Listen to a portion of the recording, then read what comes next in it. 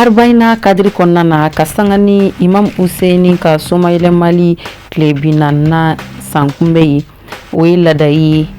ambasanuma Madame Haidara tanti Aisha Kulibali abe labɛn boloda san o san o kadiri konnana kawla doniya ka fɔ alkuranɛ sanuma kalan bolodara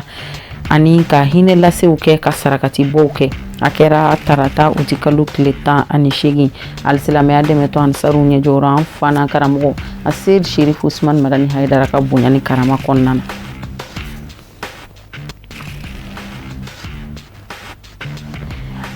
Baara bolodalen min ni a bɛ wele projet d'appui à la lutte contre les violences faites aux femmes et aux filles.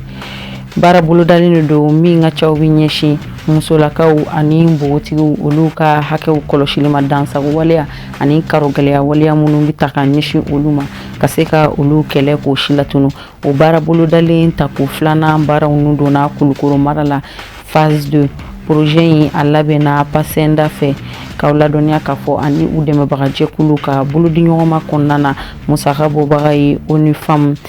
ani Allemagne jamana gouvernement u ka jukɔrɔma tintin kɔnɔna na. Baara fana min donna ka bɛn tarata uti kalo tile 18 ma o de y'an don ka ɲɛ. Bakuruba kunnafoni na kunnafoni wɔrɔ bɛna fara kunnafoni kan k'a lase aw ma. A y'aw bisimila.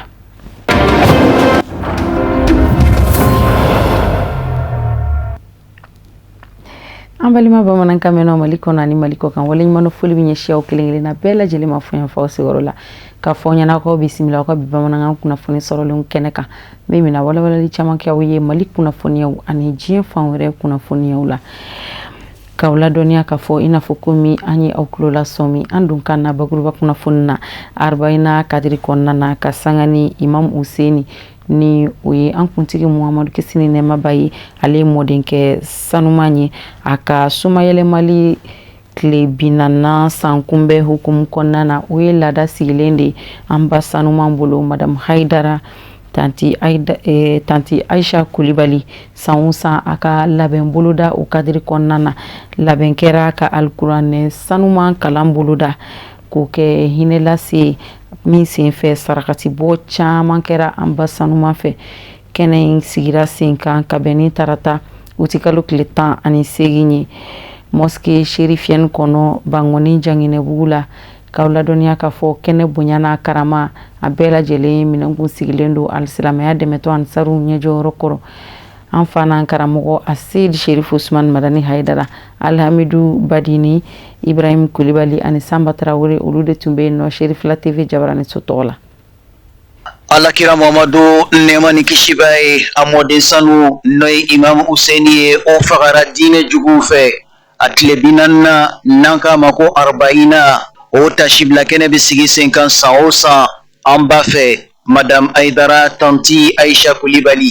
ni kɛnɛmu n'a bɛ dusukun kami ko fɔ k'a sigi sen kan o bɛ kanu kurakurayali ko fɔ k'a ɲɛsin kira sanu nɛɛma ni kisi b'a ye ani a bɔnna sanumaw ma ani ka hakili jigi kɛ alisilamɛw ye ka bɛn ni don gɛlɛn ye Hussein fagara don i n'a fɔ san tɛmɛlenw wulikajɔ caman de bɛ boloda ka bɛn ni arbaina ye i n'a fɔ duwawu kalan o bɛ boloda Sherif la misiriba kɔnɔna na alkuranɛ dalayilul khairati ani alakosuma caman k'o kɛ Imam Hussein ka ɲɛnamaya o jaw fana bɔra ni ka jira alisilamɛw la n'olu kun kɛlen don ka Sherif la misiriba minɛ k'a fa kɔnɔ fara kɛnɛmala kan. Y'an ka dusukasi dɔ ye parce que Hussein ka ko kɛra cogo min na kunkolo in tigɛla tigɛ cogo min na yanni an ka se kunkolo in yɛrɛ tigɛli ma Hussein ye sɛgɛn ni ɲani min kɛ an karamɔgɔ bonyana kojugu karima faamunen ye dɔnnikɛlaw b'a fɔ ko kunkolo in tigɛla kunkolo ni farikolo nana ɲɔgɔn sɔrɔ don min na o de kɛra bi ɲɔgɔnna ye parce que Hussein kunkolo tigɛla o y'a don gawalikala la kafiru nisɔndiyara bon ni yɛrɛ nin yɔrɔ in lajɛ k'i bi jɔ nin yɔrɔ in kan makariko de don parce que mun na o ye Hussein faga cogo min na an karamɔgɔ k'a fɔ ko nin ye kira bɔnnan de ye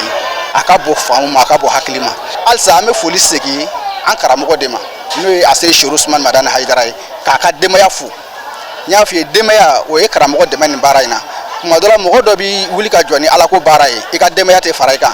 mais ala ma karamɔgɔ ta kɛ ten a ka denbaya bɛɛ de farala kan o la ansaruw fana ni farala kan diɲɛ fan bɛɛ lajɛlen fɛ nin kɛnɛ in bɛ sigi a bɛ ɲɛnamaya o la o sababuba o y'an karamɔgɔ de ye an bɛ foli bɛɛ sigi an karamɔgɔ n'a ka denbaya de ma. n'an bɛ Huseni ka arbaïna kɛnɛ kan ni o ye Hayidara tanti Ayisa Kulubali san o san a bɛ nin kɛnɛ sigi ka jira ala la ka jira ala kira la ka jira kira bɔnna bɛɛ lajɛlen na k'a fɔ degun min ye Huseni sɔrɔ ani Huseni bɔnna bɛɛ lajɛlen bɛ a degun tilan u ni ɲɔgɔn cɛ k'a fɔ tɔɔrɔ min y'a sɔrɔ ani degun min y'a sɔrɔ o kɔfɛ ni se tun bɛ ale yɛrɛ ye ani a dɛmɛbaa bɛɛ lajɛlen ye o tun bɛ fara Huseni ka don min na ni a sɛdu suyala olu fɔlɔ de tun bɛ faga fɔlɔ ka sɔrɔ ka se Huseni ma. O la an ba tanti Ayisa Kulubali bɛ nin kɛnɛ sigi o sira kan san o san ka kɛ baraji ɲini yɛrɛ fana ye kira bɔnnaw fɛ ala bɛ se ka ɲɛnamaya ani lahara ko nɔgɔya an bɛɛ lajɛlen ye cogo min na. O la an ye a denw ye n'a ka kalandenw ye a ka kan ni ale jɔla o jɔyɔrɔ la an seko ye min ye o de ye kuranɛ kalan ye. O la an fana bɛ fara ɲɔgɔn kan kalandenya tɔgɔ la ka ala ka kuranɛ sanuma in kalan ka dalayilu kalanw kɛ ka ala tɔgɔ wurudiw kɛ ka ala welew kɛ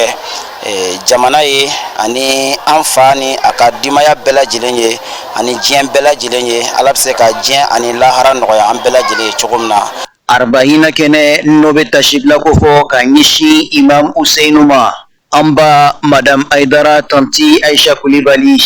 a ye ɲumanya wale caman boloda sarakaw o bɔra ka tobili kɛ ni ka alisilamɛw nisɔndiya dumuni suguya bɛɛ mifɛn sumalen ni ka taa bila jiridenw na o fana suguya caman. Ala y'a di anw ma k'a kɛ anw balima ye an b'a fɔ ala ye ko a barika ala ko an wasara n'a ye a kɛra balima ɲuman ye ka kɛ ti ɲuman ye ma foyi nu kan don a y'an bɛɛ kɛ kelen k'an fara ɲɔgɔn n'a diinɛ n'an ka ɲɔgɔn walayi ni senfɛn ka ɲi nkalon tara abada o la sa n'a ye ɲɔgɔn sɔrɔ nin arbaïna in kɛnɛ ka bi wallahi basmani n'a ka ye fɛn min k'a ka kɛta don a y'anw yɛrɛ minnu fara ɲɔgɔn an ka kɛta don an bɛ ala de deli ya rabbi amɛ ya allah ya rabbana ala kira muhammad alayhi salatu wasalam a y'a n'a ka mɔgɔ minnu fara ɲɔgɔn kan ka don birifini kɔrɔ ala k'a kɛ olu kama ni certificat n'a a ka denbaya ala k'u kɔlɔsi an y'u kalifa ala ma ala min n'a ka kalifa tiɲɛ abada ala k'u kɔlɔsi ala ka n'u labila ala ka n'u dɛsɛ baara in na fo ka se diɲɛ wuli ma dɔ k'a bila dɔ k'a ta an yɛrɛ minnu ye balima ala ka sini kɛnɛ d'a ma ansar jamakulu ka bɛɛ fɔ mali kɔnɔ ani mali kɔ kan ka abijankaw fo abijankaw ma tɔ to dɛ Côte d'Ivoirekaw ma tɔ to an b'u fɔ k'u barika da ka dugawu kɛ ya rabbi mali ala ka mali suma kɛrɛnkɛrɛnnen an b'an karamɔgɔ fɔ fɔlɔ Seyidi Sherif Usmani Marani Hayidara k'a barika da k'a wale ɲuman dɔn sabu ale de ye nin kɛnɛ in sigi cogo yira an na an b'a ɲini ala fɛ san caman bɛ ala bolo ala k'o fara n'a si kan ala ka hɛrɛ caman k'an n'a ye k'an baw bɛɛ lajɛlen fo mɛ bi an bɛ tanti Ayisa de ka kɛnɛ kan n'o ye Huseni ka kɛnɛ ye an b'a fɔ labaye ka ya Huseni an b'a ɲini ala fɛ si kuntala jan farikolo lafiya ala k'o kalifa n'u ka denbaya la o jugu ni anw jugu min bɛ kanda ala k'o kanda min tɛ kanda ala k'o bɔ yen ala k'o kɛ kira n'a so kama sallallahu rasuli nɛgɛ kaɲɛ 17 sanga 10 waati de alisamaya dɛmɛtɔ ansaru ɲɛjɔyɔrɔ an fana karamɔgɔ Seyida Sherif Usmani Marani Hayidara ye kɛnɛ lasɔrɔ n'a bisimilala alisilamɛw fɛ nisɔndiya ani muyamuya kɔnɔna na a kɛlen kɔ ka kuma ta Mali alisilamɛ diinɛ ɲɛmɔgɔw ka fara ɲɔgɔn kan jɛkuluba groupement des leaders spirituels musulmans du Mali ɲɛma a ye hakilijigi kɛ nin n'a ɲɔgɔnna kɛnɛw nafa kan au conseil islamique du Mali ɲɛma a ye waleɲuman dɔn ani bonyamasegin foli kɛ ni k'a ɲɛsin kɛnɛ in sabu ɲuman ma madame Hayidara tanti Ayisa Kulibali ani minnu ye wulikajɔ sabati yaasa kana ni baara in seereya kanu ka kanu kurakuraya ni k'a ɲɛsin kira sanu nɛɛma ni kisi b'a ye ani a bɔnnaw ma sanga 2 sɔrɔla ka di alisilamɛw ma o ka don hadara kɔnɔ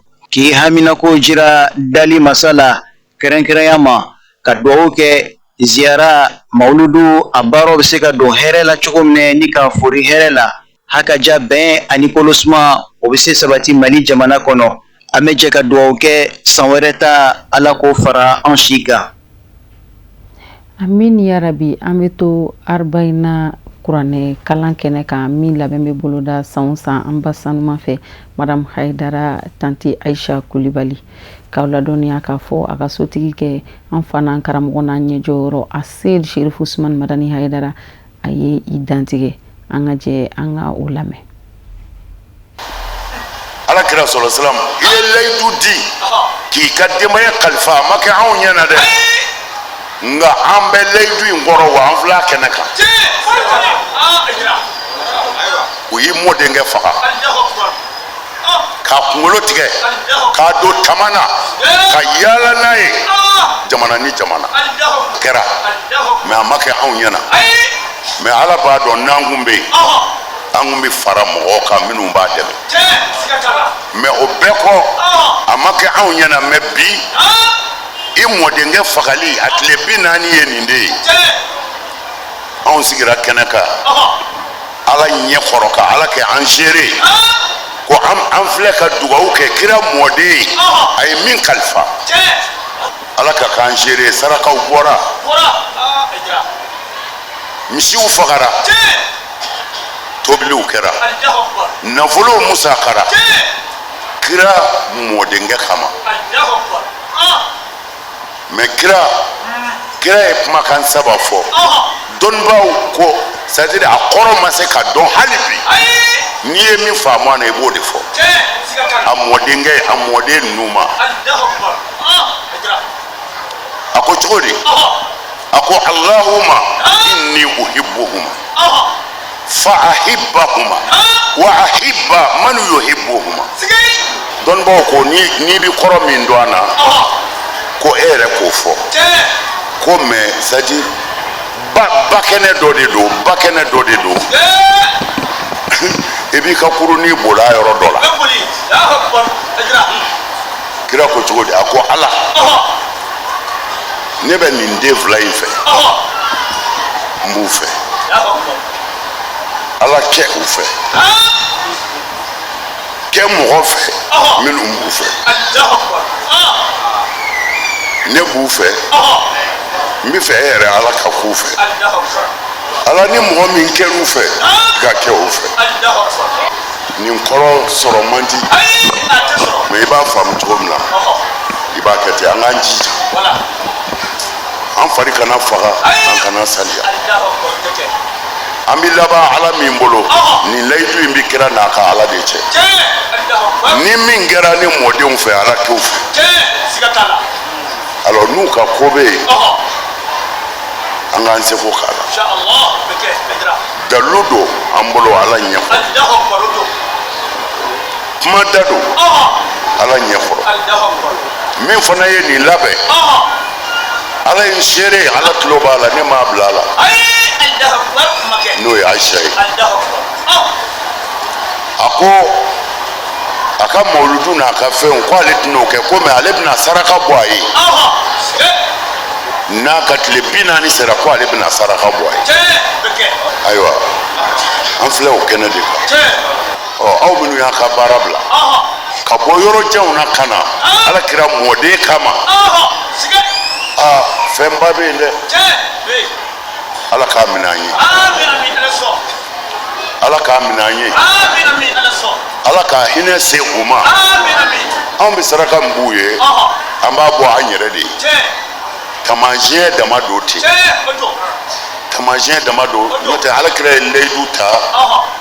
a ko nin den fila in seyida shababa ahlil janna a ko nin denmisɛn fila in lahara funangew ka kuntigiw de don lahara alijinɛ funangew olu ka ɲɛmɔgɔ k'o ye nin den fila in de ye anw bɛ dugawu min k'u ye o bɛ segin an yɛrɛ de ma an bɛ sɛgɛn min kɛ u nɔfɛ o bɛ segin an yɛrɛ de ma mais hali n'i ma kalan hali i kana kalan fiyewu mɔgɔ min kɛra i ka hɛrɛ sababu ye o bɔnnaw hali n'o bɔnnaw y'i juguya i kan ka boli ka bɔ o juguya kɔrɔ mɔgɔ maa kɛra i ka hɛrɛ sababu ye hali a bɔnnaw ma n'i juguya i kan ka boli ka bɔ a kɔrɔ bon kira an bɛɛ sigilen bɛ k'an hakili sigi lahara ko la ala kira sallallahu alaihi wasallam a ye sira minnu jira an na de kama o mɔden jango ko n y'a kalifa aw ma an k'an k'an seko k'o la dɛ saraka minnu bɔra ala k'a minɛ hami o hami be anaya ala nyeba betala ya rabbi ala ma bedlala si kenaya labangu nyuma obi ala de bolo ala ko dana ala ka na wasa ni saraka nunu ngama anga jamana mali ala ka basi mali ala ka kishi mali ala ka tanga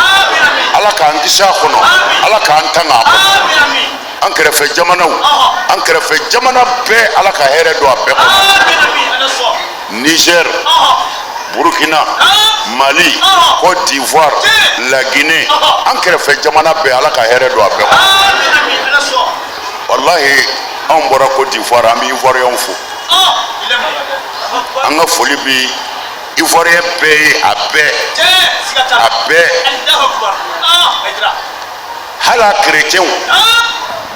u bɛɛ farala ɲɔgɔn kan ka na an fo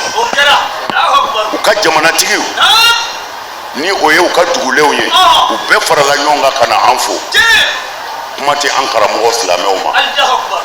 wallahi min ye n wasa kosɛbɛ kɔrɔkɔ misiri la kɔrɔkɔ an taalen foli la an n'u ka alimami bɛɛ sigira a bɛɛ tun bɛ kɛnɛ kelen ka sunna ni sufiya ne ka kuma laban na n ko n bɛ dugawu ɲini u fɛ Mali ye imamu ko ma a ko misiri tɛ yan misiri tɛ olu fɛ yan juma o juma a bɛɛ bɛ dugawu kɛ Mali ye Côte d'Ivoire a ko misiri tɛ yen juma o juma min tɛ dugawu kɛ Mali ye ne yɛrɛ selila misiri ne yɛrɛ juma 3 seli Abidjan n y'a seli misiri o misiri kɔnɔ a bɛɛ ye dugawu kɛ Mali ye o la an yɛrɛ bɛ dugawu kɛ Côte d'Ivoire ye an bɛ dugawu kɛ Ivoire ye maa o maa bɛ dugawu k'i ta kalama dugawu ti bi. Kunnafoni na sira wɛrɛ fɛ association dɛmɛ ni sutura Bulonba MS Tom Dollar du district de Bamako jɛkulu in a baaraw furuba nundon kɛra ka bɛn ni sibiridon uti kalo tile 15 ye Memorial Modibo Keita kɔnɔna na tɔn ɲɛmɔgɔw tɔndenw ka fara u ka maa welelenw kan u bɛɛ lajɛlen ɲɔgɔn sɔrɔ kɛnɛ in kan walasa ka se ka na baara furuba nundon kɛ Aminata Traoré ani Abdoulaye Sogodogo olu ka sɔrɔlenw don. Ni sigi min ɲɛnamayalen filɛ ni dɛmɛ jɛkulu fɛ n'a bɛ fɔ a ma nanzarakan na association dɛmɛ ni sutura Bulonba MS Tom Dollar du district de Bamako o kun tɛ dɔwɛrɛ ka se ka na dɛmɛ don maaw ma maa minnu kan ka ni dɛmɛ ye n'o bɛ don ka baara cadre kɔnɔna na. Lancement kɛnɛ ka lancement kɛra alhamdoulilah il y avait les autorités les représentants du gouverneur du district u bɛɛ tun bɛ yan donc ça s'est très bien passé voilà. Bon jɛkulu sigi kan bɛ a tɔgɔ yɛrɛ b'o fɔ n'a fɔra ko dɛmɛ ani sutura o bulonda o bɛ mun fɔ hinɛ ɲɔgɔn na an ka ɲa ɲɔgɔn ma comme an dani yɛrɛ walawala micro la donc foyi tɛ ɲa ma bɔ et puis a sutura kɔnɔ bonya kɔnɔ o de ka ɲi quoi se tɛ minnu ye lujuratɔw donc a base y'o ye an bɛ dɛmɛ ɲini k'olu de dɛmɛ ala kama voilà et puis association in dayɛlɛlen bɛ bɛɛ ye bɛɛ donc k'aw yɛrɛ fo k'aw barikada aw média mɔgɔw n'i y'a mɛn i dɔnna diɲɛ de y'i ye k'aw fo k'aw barikada k'aw waleɲuman dɔn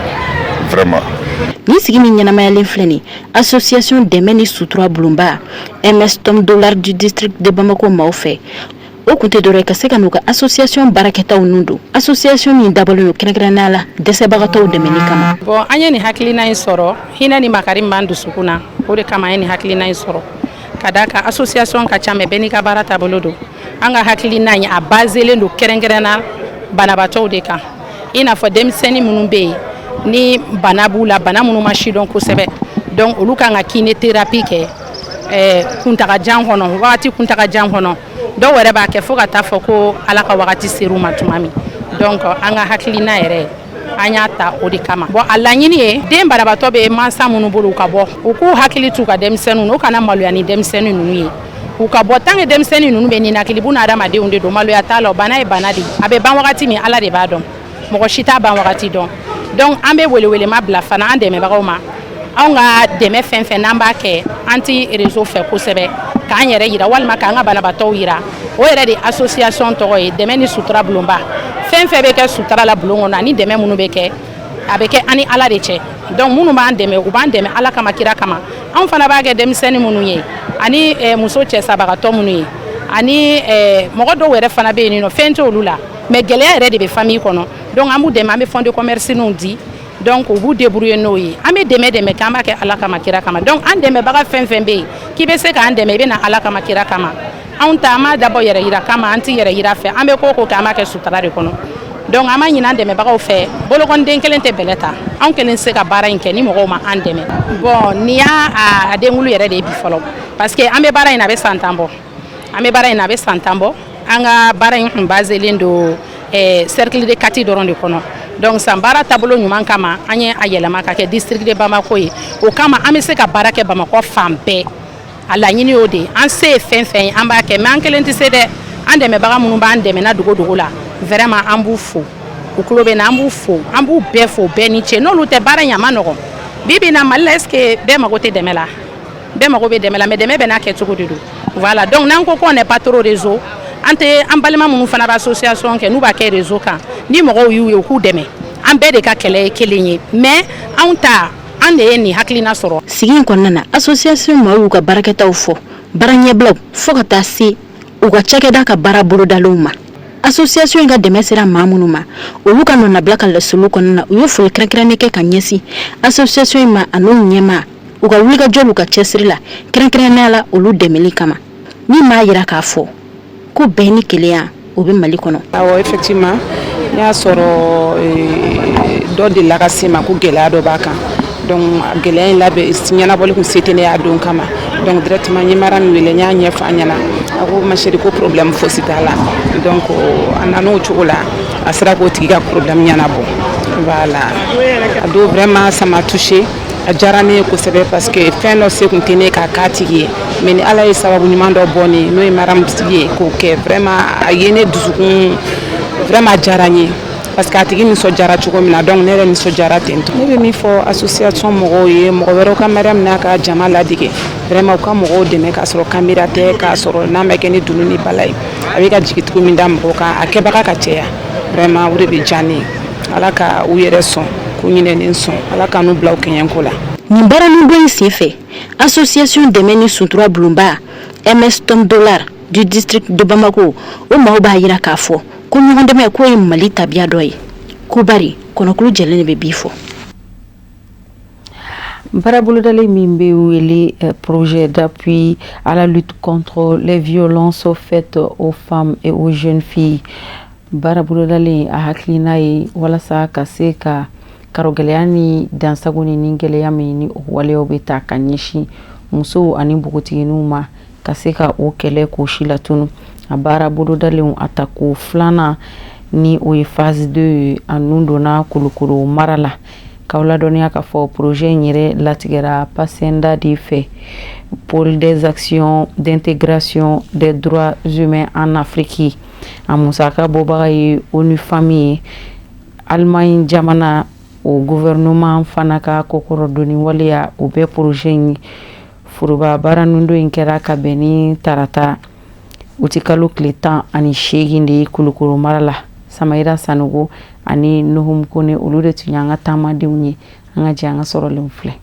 Laɲini de ye ka se ka yɛlɛma boloda ka ɲɛsin kɛwalew ma minnu bɛ kɛ sababu ka jɔyɔrɔ lata ka ɲɛsin an balakaw ma ka sanga ni dɔnta kawuriya baaraw kɛlen ye ka ɲɛsin maa caman ma kɛrɛnkɛrɛnnen ma an falakaw ni cɛmisɛnninw ma jango kɛlɛ fari ka se ka da ka ɲɛsin ɲagata kɛwalew ma minnu bɛ taa dugujɛgɛw mɔgɔ ni ta ka ɲɛsin an balaka ni npogotigininw ma f'u ka siri olu dan na o de hakilina kɔnɔ o ni famu ka sanga ni dɛmɛɲɔgɔnya ye musakako buna kun kan ka bɔ gouvernement allemand yɔrɔ ka tɛmɛ baara kɛ ɲɔgɔn ye min bɛ ye o ni ONG Pasenda ni ɲɔgɔn cɛ projet kura in nun donna Kulukorokaw fɛ o ko min ma projet d'appui à la lutte contre les violences faites aux femmes et filles à travers l'engagement et l'implication des hommes et garçons comme vecteurs de changement. Baara dɔ b'an bolo baara min ɲɛsinnen bɛ ka ɲangata kunbɛn ani ka ɲangata kɛlɛ ɲangata min bɛ se k'an bɛɛ sɔrɔ a bɛ se k'an musow sɔrɔ a bɛ se k'an denw sɔrɔ. O baara nin n'an bɛna kɛ Kulukoro région na an bɛ ka kɛ Sikaso région na an bɛ ka kɛ Kayi ani Bamako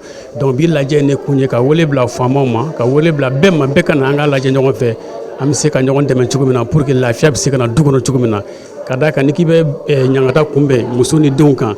o b'a yira k'a fɔ k'i b'a fɛ ka na ni bɛn de ye jamana kɔnɔ i b'a fɛ ka na ni bɛn de ye du kɔnɔ o de b'i lajɛ kun ye Kulukoro yan bi. ɲagata kɛwalew kɛlɛli man ka da kiiritigɛsow ma nga a kan ka kɛ yɔrɔ bɛɛ lajɛlen na madama maanifinw bɛ bugu yɔrɔ minnu na o de y'a to bɛɛ lajɛlen sen donna nin kɛwale na ka saga ni pasiyanda ka laɲini ye Kulukorokaw fɛ min ni a ye mɛn k'a fɔ kɛkun bi la. n'olu nana bi ka an dɛmɛ yɛlɛma bɛ se ka don cogo min baaraw kɔnɔna na n'o ye yɛlɛma min de don n'o ye i n'a fɔ faamuyaliw ka na walasa dɔ ka bɔ ɲangata wale ninnu na min bɛ tali kɛ an balimamusow kan ani an denmusow kan donc n hakili ko baara ye vraiment Kulukorokaw an ka laadalamɔgɔw parce que bi baara in kɔni ɲɛsilen de don olu de ma kosɛbɛ kosɛbɛ kosɛbɛ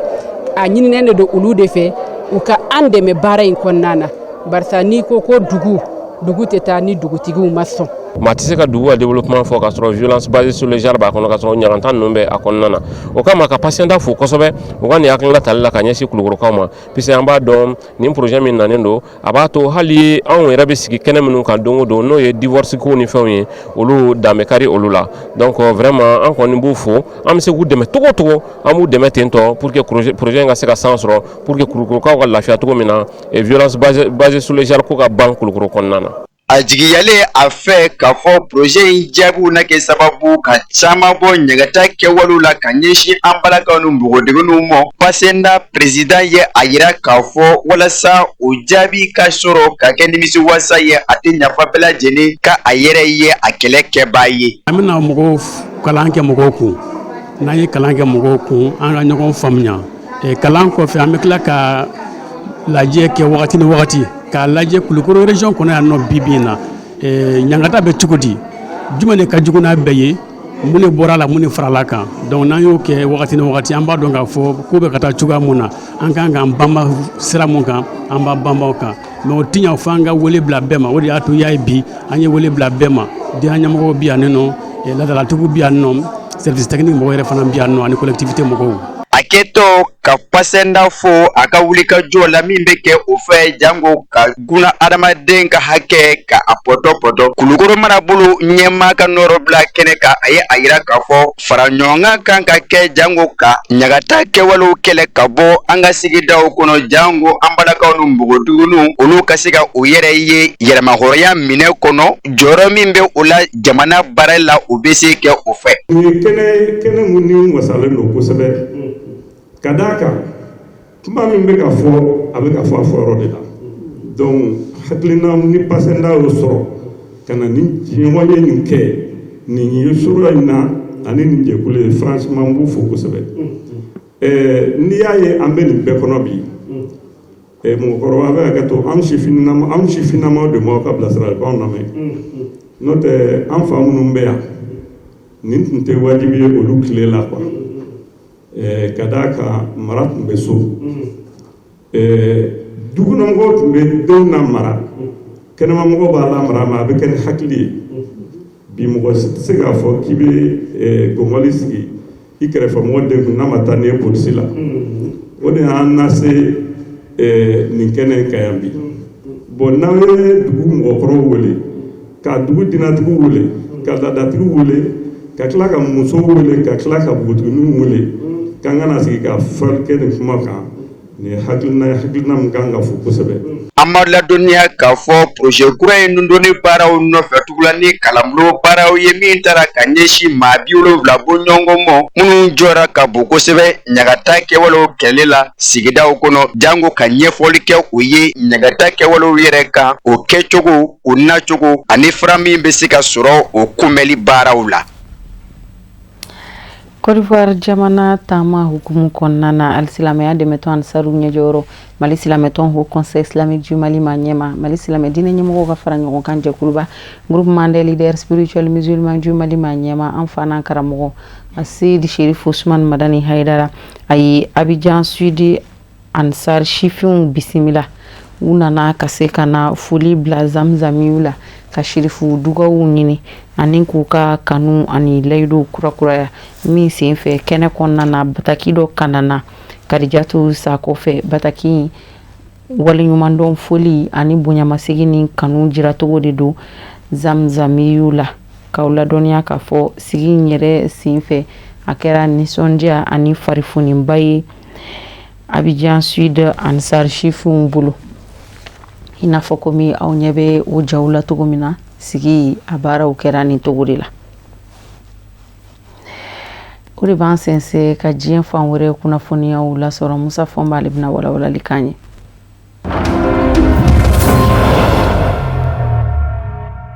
Ganakaw ka minisiri min ɲɛsin bɛ Gana ni jamana wɛrɛ ni ɲɔgɔn cɛ koɲɛ ɲɛnabɔw ma a bɛ taamana Eresila jamana kɔnɔ ka bɛn ni ntɛnɛn uti kalo tile 17 ye kunnafonidi kɛnɛ dɔ sigira sen kan a n'a tɔɲɔ minisiri cɛ Eresila n'o ye Sergei Lavrov ye min senfɛ Eresila minisiri Sergei Lavrov ye a jira k'a fɔ don nataw la Eresila jamana ni farafina tilebiyanfa jamana 12 olu jɛtɔ n'o ye CEDEAO ye ko Eresila jamana ni u bɛna tɛgɛnɔbila kɛ bɛnkan sɛbɛn na lakana nasira fɛ kunnafonidi kɛnɛ in kɛra ntɛnɛn dɛmɛnen Eresila faba la Moscou Ganakaw ka minisiri min ɲɛsin bɛ Gana ni jamana wɛrɛ ni ɲɔgɔn cɛ koɲɛ ɲɛnabɔw ma n'o ye Samuel Okuzieto Ablaku ye a n'a tɔɲɔ minisiri cɛ Sergei Lavrov y'a yira a senfɛ k'a fɔ kumaɲɔgɔnyaw bɛ sen na Eresila ni farafina tɔnba Union Africaine cɛ a bɛ Eresila ni farafina jamana caman fɛnɛ cɛ ko wa ko laadala lajɛ min bɛ to ka kɛ Eresila ni farafina cɛ n'o dɔ bɛna kɛ octobre kalo nata ko tɛgɛnɔbilana kɛ bɛnkan sɛbɛn caman na Eresila ni farafina tɔnba Union Africaine cɛ Eresila minisiri y'a yira k'a fɔ Ganakaw ka jamana ɲɛma n'o ye John Dramani Mahama ye o y'a yira Eresila jamana ɲɛmaw la ka ban k'a fɔ Eresila ni farafina cɛ lajɛ min bɛ kɛ octobre kalo la Eresila ko a na ye a kɛnɛ ka a ka jamana tɔgɔ la n'o ye Gana ye farafina cɛ kana jamanaw kun kan gosa n'o ye anw ka fankun ye yan n'u k'a ma ko Saheli Eresila minisiri y'a yira k'a fɔ bibi in na fɛn min kɛn bɛ ka Eresila ma ɲɛmaw degun o ye k'a ye k'a fɔ Ukraine jamana den dɔw bɛ ka taa lakanabaliya tɔ wara farafina cɛcɛ kan wa Ukraine ka den minnu bɛ k'a kɛ u bɛ k'u tɛgɛ di cɛnikɛla wɛrɛw de ma diɲɛ ɲɛfɛ ni ka farafina cɛcɛ kana jamanaw basigi tiɲɛ Ganakaw ka minisiri n'o ye Samuel Okuzieto Ablaku ye ale ka kuma na a y'a jira k'a fɔ bi fɛn kelen min jɔrɔ bɛ Gana na o ye Gana jamana basigi a n'a lakana Gana jamana kelen dɛ Gana ni jamanaw minnu bɛ fankun kelen na tilebiyanfa fɛ farafina ni basigi baliya bɛ yen olu fɛnɛ ka ko jɔrɔ bɛ Gana la i n'a fɔ farafina cɛcɛ kana jamanaw lakanabaliya min bɛ yen Eresila jamana bɛ ka seko kɛ o lakanabaliya kɛlɛ la Ganakaw ka minisiri ko a ka foli bɛ Eresila jamana ye o la o kuma Gana ka laɲini de ye don nataw la lakanako nasira fɛ k'i tɛgɛ di Eresila jamana ma min bɛ se k'a to a bɛ se k'a fanga fara ni jamana saba ninnu kan minnu bɛ kɛlɛ la bi lakanabaliya kɛlɛ n'o ye Burkina Faso Mali ani Niger nin saba bɛɛ y'a baden jamanaw ye Gana jamana bɛ se k'olu fɛnɛ dɛmɛ cogo min Gana ka laɲini y'o ye nin ne kɛra kɔrɔfɔw la kumaba ye Ganakaw ka minisiri min ɲɛsin bɛ Gana ni jamana wɛrɛ ni ɲɔgɔn cɛ koɲɛ ɲɛnabɔw ma a n'a tɔɲɔ minisiri cɛ Eresila ni o ye Sergei Lavrov ye Ganakaw ka minisiri ka taama bɛ kuncɛ ka bɛn ni araba uti kalo tile 19 in ye Senegali wasablo ye sariya dɔ don bala bawo maa fanba wasadenw na o ye Usmane Sonko ka fanga ɲini dɔ ye Pastef maa fanba y'a yira k'a fɔ i jɛna n'a ye jamana sariya sunba sariya sen 37 don yɛlɛma dɔ donna a la a bɛ jamana ɲɛma kunga don dɛmɛnenw na sariya sen 37 kun kɛn kun bɛ k'a jira k'a fɔ jamana ɲɛma n'a bɛna fanga ta a ka kan a ka tɔgɔla nafolo bɛɛ lajɛlen jira jamana sariya sunba kɔlɔsiyɔrɔ conseil constitutionnel la nka yɛlɛma min donna sariya sen 37 na wasadenw fɛ wasabulon kɔnɔ o ye k'a fɔ jamana ɲɛma a kɛtɔ ka fanga ta a b'a ka nafolo dafo o t'a bannen ye n'a bɛna fanga bila don min fɛnɛ na a b'a ka nafolo dafo wasadenw y'a lajɛ ka ko in walankata bawo minisiri min ɲɛsin bɛ kiiri ko mɔ o kun y'a jira u la k'a fɔ u ka sariya sen min ni u b'a fɛ ka yɛlɛma don a rɔ a kana da jamana ɲɛma kelen mɔ wasabulon ɲɛma o fɛnɛ kɛtɔ ka wasabulon ɲɛmaya ta a k'a ka nafolo hakɛ fɔ n'a bɛna bɔ wasabulon ɲɛmaya fɛnɛ na a bi hakɛ fɛnɛ fɔ minisiri ɲɛma fɛnɛ kɛtɔ ka fanga ta o fɛnɛ b'a ka nafolo hakɛ fɔ n'a fɛnɛ bɛna bila nafolo hakɛ min b'a bolo a k'o fɛnɛ fɔ jamanadenw ka laɲini dɔ don Usmane Sonko ka fanga ɲini dɔ Pastef maaw ka fɔ la kuma min ni u kun bɛ bɔlɔ kɔnɔ k'u kuwa da Macky Sall ka fanga la fanga sinamatɔnya bina k'u kan ko kumana ko jamanadenw ka laɲini de bɛ ka dangɛnɛmaya fanga sinamatɔn hali n'u man diya wasabulon kɔnɔ bi Senegal u caman ye kuma ta ka jira k'a fɔ u ɲugunnen don ko in na fa min fɛ o ye minisiri ɲɛma kɔrɔ Ousmane Sonko min bɛ wasabulon ɲɛmaaya la bi a n'a tɔɲɔgɔnkɛ jamana ɲɛma Basiru Diomaye Faye ka fɔ ɲɔgɔn n'a dabɔn tɛ o kama PASTEF mɔɔw fɛ ka jamana ɲɛma senkɔrɔla ɲagasa cogo ɲini ko nka o n'a ta bɛɛ olu kɔni ma tɔɔrɔ wɛrɛ ye sariya sen dangɛnɛmayali la bawo fanga sinamatɔ min bɛ wasabulon kɔnɔ bi o bɛ k'i yɛrɛ kɛ jamana ɲɛma Basiru Diomaye Faye lapasaba ye nka sariya sen caman y'a jira k'a fɔ tɔ ka jɛ don ka sabu kɛ n'a ma labatu jamana ɲɛma minisiri ɲɛma wasabulon ɲɛma fɛ foyi sɛbɛn tɛ min bɛ ɲangi ko fɔ ko kumana ko ye tɔ ka jɛ ye n'a sera jamana ɲɛma Basiru Diomaye Faye mɔ ale de bɛ se ka tɛgɛnɔ bila n'o ye ka promulguer o kɔrɔ ye ko y'a donnen ye bala a ka sɔrɔ ka ɲɛsin maa ɲɛma sabaw mɔ n'o ye jamana ɲɛma minisiri ɲɛma wasabulon ɲɛma ye. Liberia jamana maa ɲɛmaw jɛna ni Ameriki jamana maa ɲɛmaw ka laɲini ye k'a fɔ Ameriki jamana ka dunangɛnɛw bɛ se bisimila Liberia kɔnɔ maa 1200 ɲina Liberia jamana bino de bisimila kɔrɔfɔ mɛna ka bɔ Liberia maa ɲɛmaw da ka bɛn ni tarata uti kalo tile 18 ye maa minnu bɛna gwɛn dunanw na Ameriki jamana fɛ maa 1200 fɔ ka taa fɔ san 2026 in kun jɛra Ghana jamana n'u bisimila bawo alamusa ankɔrɔ uti kalo tile 20 maa 20 fɔlɔ Ameriki jamana maa gwɛnɛw na olu bɛ don Liberia faaba la Monrovia kunnafoni ko minisiri ka fɔ la n'o ye Joreli Menga Pia ye a bɛ kumanin bɔ Ameriki jamana ɲɛma Donald Trump a bɛ ka tɛgɛnɔ bila kɛ bɛnkan sɛbɛn la ni farafina jamana caman jɛ jango a ka dunangɛnɛw bɛ se ka bisimila u fɛ cogo min kuma caman na bɛnkan ninnu bɛ tɛgɛnɔ bila gundo la maa ti bɔ a kalamɔ nka Ameriki jamana ɲɛma Donald Trump ka fɛɛrɛ kura don dunangɛnni na n'a ma ɲɛ k'a fɔ a kanubaw ka laɲini y'o de ye minnu y'a sigi fanga na nka hadamadenya hakɛ lapasajɛkuluw caman bɛ ka jira k'a fɔ u jɔrɔn bɛ baara in kɛcogo la k'a sabu kɛ maa bɛ maa la o ni gwɛnni kun man kan Ameriki jamana kɔnɔ k'a sabu kɛ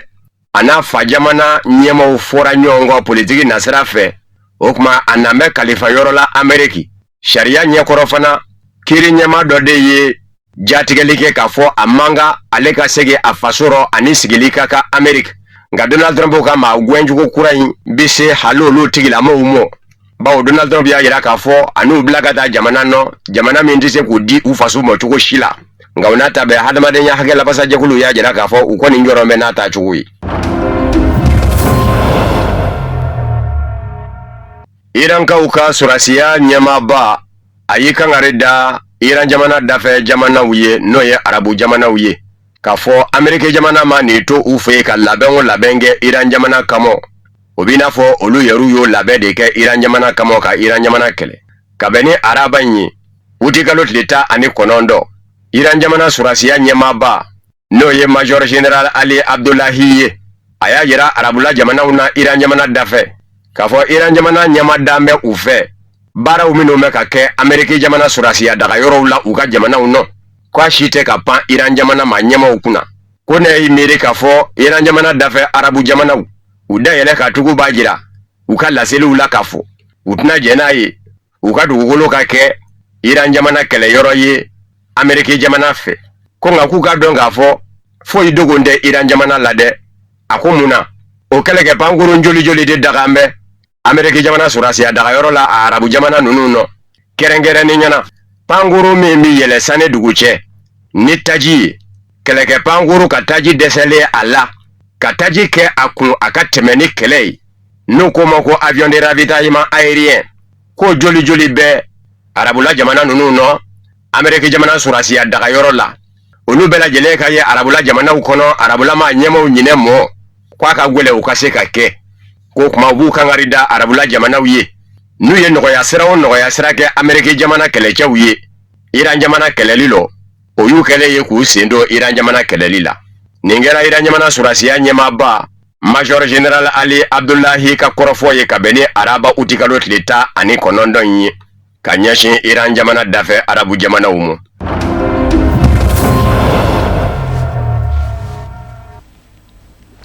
o de fana bɛ dansi ya bi bamanankan kunnafoni sɔrɔlen na minnu sera ka fara ɲɔgɔn kan ka bɛn ni kuma in ye kunnafoni diso ɲɛmɔgɔ so fɛ ka lase aw ma aw ni ce aw ka ɲamadali la laseli nata aw ni Mamadu Ben Sherifu Sumano bɛna ɲɔgɔn sɔrɔ inshallah